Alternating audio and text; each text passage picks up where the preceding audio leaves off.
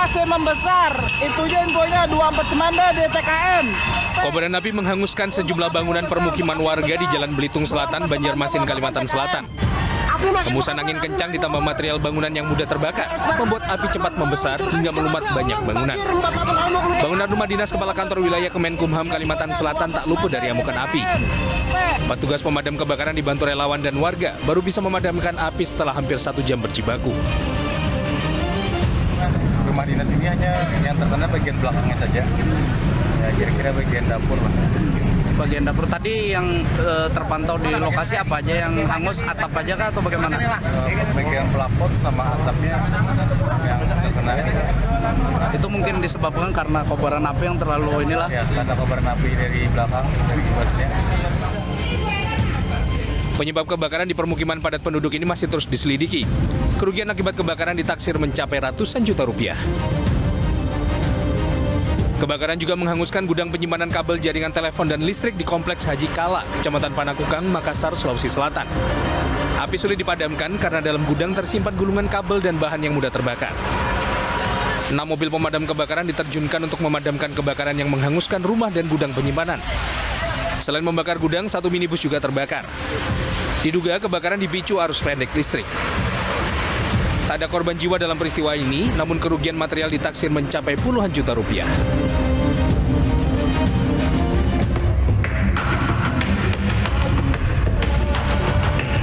Inilah video amatir konser dangdut dalam sebuah hajatan di halaman rumah warga Desa Ngampel Rejo, Kecamatan Jombang, Jember, Jawa Timur.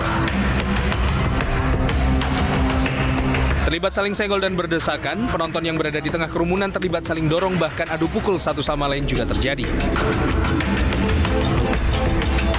Polisi dari sektor Jombang yang berada di lokasi kejadian kemudian naik pentas dan meminta kegiatan konser dangdut dihentikan dan penonton diminta membubarkan diri. Ini musik, penyanyi, tolong benar-benar menjaga, tolong benar-benar mematuhi aturan. Minta izin kepada aparat setempat, demikian pula dengan pihak pemerintah desa, mungkin Koramil, Polsek, apabila mengetahui ada konser semacam itu, tolong diingat. Selain karena tidak mengantongi izin, konser dangdut itu juga sangat rentan kericuhan karena menyedot banyak penonton.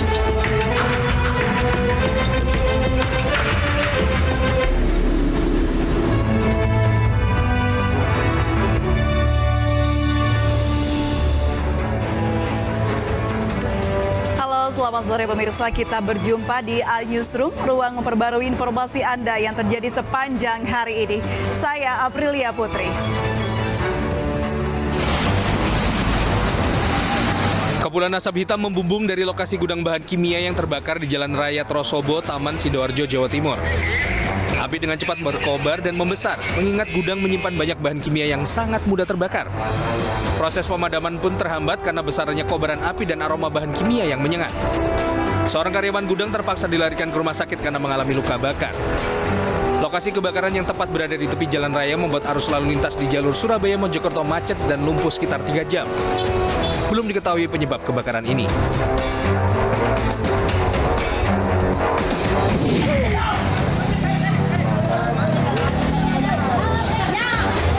Dua kelompok warga terlibat aksi tawuran di Jalan Abu Bakar Lambogo, Kelurahan Barabaraya, Kota Makassar, Sulawesi Selatan.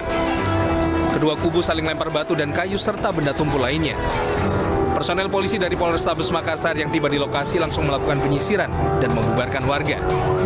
Meski tidak mengamankan pelaku tawuran, polisi berhasil melerai kedua kubu yang bertikai. Tawuran yang terjadi merupakan kali kedua setelah sebelumnya terjadi pada Minggu dini hari. Polisi masih mendalami dan mencari pelaku utama di balik terjadinya tawuran ini.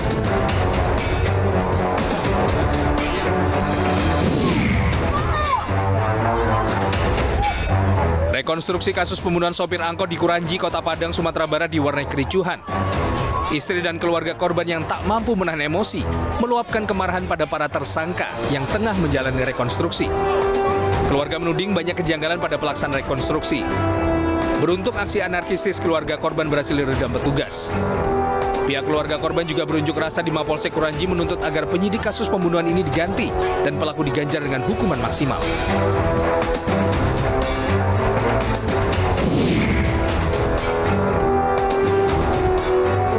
Aksi kawanan begal sadis ini terekam kamera pemantau di sebuah lingkungan perumahan warga di Jalan Serduduk Putih, Ilir Timur 3, Palembang, Sumatera Selatan. Pelaku yang berjumlah 5 orang menggunakan sepeda motor mendekati korbannya dengan ancaman sebilah senjata tajam. Akibat kondisi terancam, korban yang jatuh bersama sepeda motornya pergi meninggalkan lokasi. Pelaku bersama rekan lainnya berhasil menggasak sepeda motor korban dan langsung melarikan diri. Bergerak cepat, petugas berhasil meringkus sejumlah pelaku beserta 2 bilah senjata tajam yang digunakan saat beraksi. Kini polisi masih memburu pelaku lainnya yang identitasnya telah diketahui. Pemirsa, polisi kembali temukan sejumlah potongan tubuh yang diduga milik korban mutilasi di Kabupaten Semarang, Jawa Tengah. Potongan bagian tubuh tersebut ditemukan di beberapa lokasi di wilayah Kabupaten Semarang.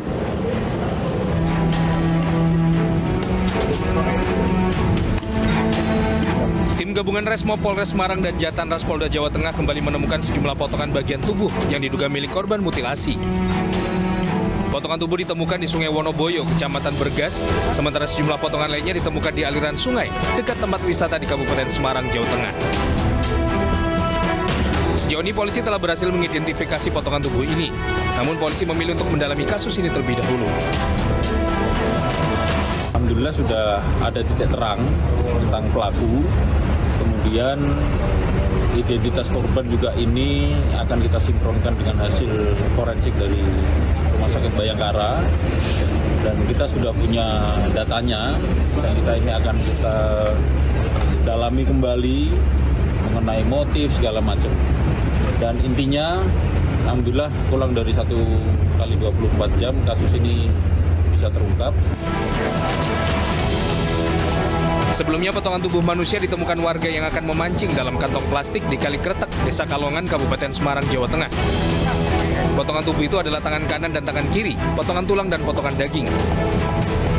Polisi yang datang menyusuri sekitar lokasi penemuan untuk mencari petunjuk dan sisa potongan tubuh lainnya. Untuk mengetahui jenis kelamin dan identitas korban diduga mutilasi ini, potongan tubuh dibawa ke Rumah Sakit Bayangkara Semarang untuk pengambilan sampel DNA. Pemirsa, seorang pria tewas dikeroyok sejumlah orang di kawasan Kramat Jati, Jakarta Timur. Diduga pelaku tak terima ditegur korban setelah buang air kecil di depan rumah korban.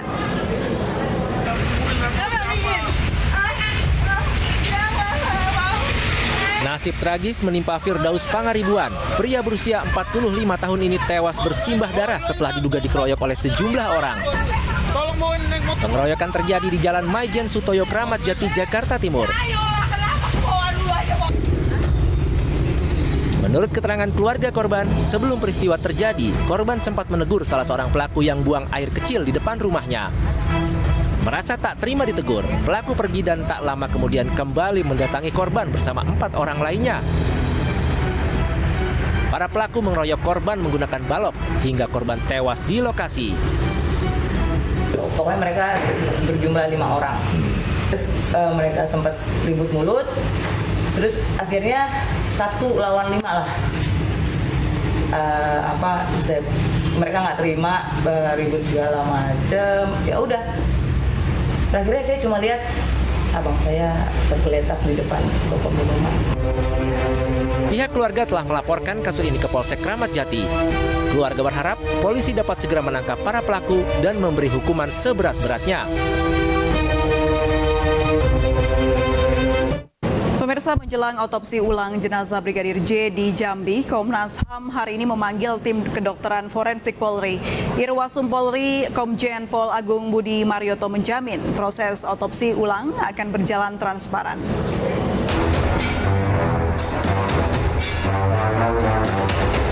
Sejumlah jenderal polisi mendatangi kantor Komnas HAM guna memenuhi panggilan terkait rencana otopsi ulang jenazah Brigadir J yang diduga tewas di rumah dinas Kadif Propam nonaktif Irjen Verdi Sambo. Jenderal polisi yang hadir di Komnas HAM antara lain Irwasum Polri Komjen Agung Budi Marioto, Kabar Eskrim Polri Komjen Agung Andrianto, Kadif Humas Irjen Dedi Prasetyo, serta Kapus Dokus Polri Irjen Asep Hendradiana. Mereka mendampingi tim kedokteran forensik Polri bertemu Komisioner Komnas HAM untuk menjelaskan proses otopsi ulang jenazah Brigadir J atas permintaan keluarga. Irwasum Polri Komjen Agung Budi Marioto menjamin pertemuan akan berjalan tanpa intervensi. Selain itu, proses dan hasil otopsi akan berjalan transparan. Saya tentu menjabarkan arahan Bapak Kapolri bahwa penyidikan ini harus transparan. Maka saya hadir di sini, saya antar tim kedokteran forensik kita, dan saya tidak ikut di sana, biar yang menanyakan dari teman-teman dari Komnas HAM. Usai pertemuan, Ketua Tim Komnas HAM Hairul Anam menyatakan pihaknya bertanya kepada tim forensik Polri mengenai semua data yang didapat dari pihak keluarga guna mencocokkan fakta yang didapat. Semua karakter luka yang ada dalam tubuh J kami tanya. Jumlahnya kami tanya, penyebabnya kami tanya, karakter lukanya kalau itu luka tembak misalnya, ini luka masuk atau luka keluar juga kami tanya. Ya, terus kapan kira-kira ini luka itu terdapat dalam tubuh juga kami tanya. Lalu hasilnya itu apa? Hasilnya nanti, kesimpulannya nanti nggak bisa kita umumkan sekarang. Rencananya proses otopsi ulang Brigadir J akan berlangsung pada Rabu lusa di Jambi. Selain tim kedokteran Polri, Satuan Forensik TNI dan forensik ahli juga akan dilibatkan untuk mengungkap misteri kematian Brigadir J di rumah dinas Kadif Propam nonaktif Irjen Verdi Sambo.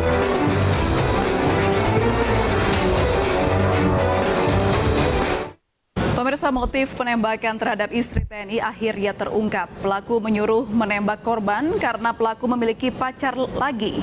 Kini 5 pelaku telah berhasil ditangkap dalam kasus penembakan terhadap istri TNI.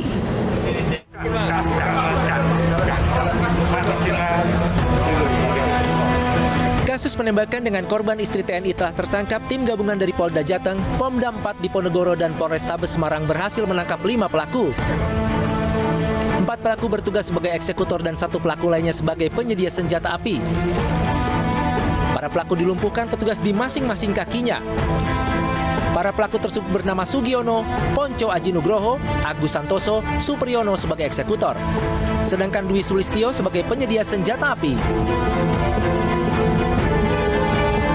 Kelima pelaku dihadirkan beserta barang bukti 2 sepeda motor, senjata api, serta alat bukti lainnya. Motif pelaku menembak istrinya karena pelaku memiliki kekasih lagi. Motifnya punya pacar lagi. Jadi ada 8 saksi yang kita periksa, di antaranya saksi W itu pacarnya. Jadi pacarnya W itu sudah kita lakukan pengamanan bahwa dia sempat lari. Jadi yang bersangkutan lari setelah melakukan kegiatan ini, tetapi pacarnya tidak mau. Atas perbuatan percobaan pembunuhan berencana ini, polisi menjerat pidana pasal 340 Junto pasal 53 dengan hukuman mati atau seumur hidup. Sementara itu, Kepala Staf Angkatan Darat yang hadir dalam jumpa pers memberikan penghargaan terhadap petugas yang berhasil mengungkap kasus.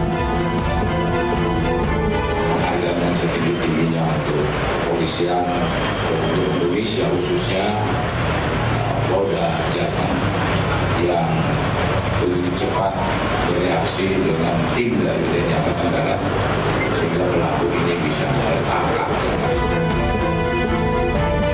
Tim gabungan hingga kini masih memburu Kopda Muslimin, pelaku utama yang tak lain merupakan suami korban. Petugas juga mengultimatum kepada pelaku untuk segera menyerahkan diri secepatnya. Kita ke informasi berikutnya, pemirsa. Bentrokan antar 2 warga desa di Maluku Tenggara pecah. Puluhan warga terluka akibat tawuran ini. Anggota.